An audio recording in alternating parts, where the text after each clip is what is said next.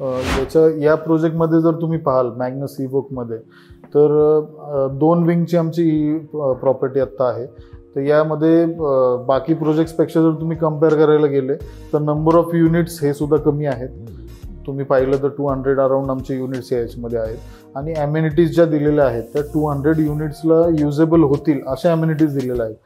If you compare with other projects, they come with a big land parcel, त्याच्यामध्ये 700-800 flats असतात and they give one swimming pool.